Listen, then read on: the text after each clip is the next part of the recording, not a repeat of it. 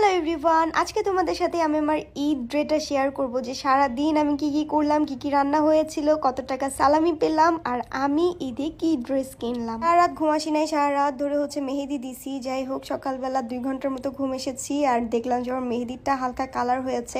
সবার আগে রুমটা পরিষ্কার করলাম। রুম গুছানোর পর দেখলাম যে কালকে রাতে সাধু যে পুটিংটা বানিয়েছিল ওভেনে দেওয়ার পর এরকম পুড়ে গেছে, একদমই নষ্ট হয়ে গেছে।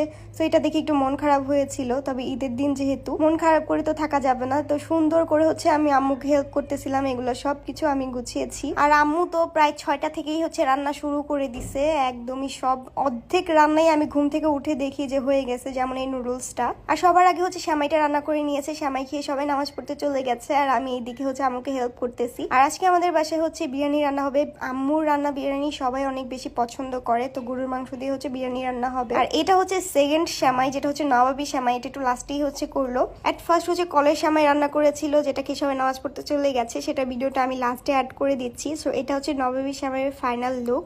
আর এটা ফালুদা বানানোর জন্য আম্মু রাত্রেবেলা রেডি করে রেখেছিল। এখানে সব ফলগুলা কেটে নিচ্ছে। তো মোটামুটি সকাল 8টার দিকে আমাদের পুরো এইগুলো রেডি করা শেষ। নুডলস, সেমাই, ফালুদা আসলে সবকিছু রেডি করা ছিল, যেহেতু ফ্রিজে রাখবে। আর এখানে ঝাল জিনিসগুলো আমার আব্বু বানাবে। সো এটা সাজলিক, যেটা টমেটো, গাজর, আরেকটা ক্যাপসিকাম, পেঁয়াজ, আরো অনেক কিছু। আমার আব্বু কি কি দিছে আমি জানি না। সো আমার অনেক ক্ষুধা লাগছিল, আমি গোসল করে আগে একটু নুডলস খেয়ে নিলাম। আর এটা ফিশ ফিঙ্গার। এইসব ঝাল আইটেমগুলো আমার আব্বুই বানাইছিল ওই দিন আম্মুকে হেল্প করার জন্য।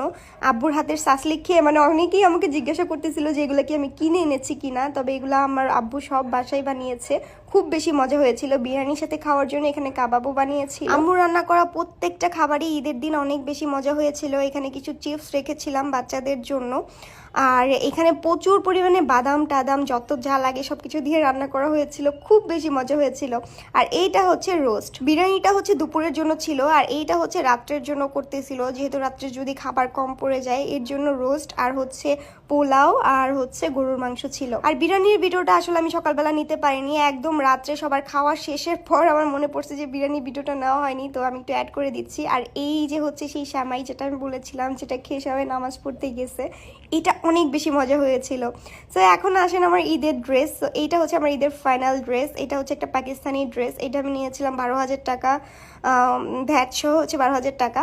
সো এই ড্রেসটা আসলে বাসায় আনার পর আমার এতটা ভালো লাগেনি। যাই হোক, সো এইটাও আমি নিয়েছিলাম। এটা আমার ঈদের সেকেন্ড ড্রেস। আমি আরেকটা ড্রেসও নিয়েছিলাম, সেটা পরে দেখাবো। সো এইটা আমার ঈদের ফাইনাল লুক।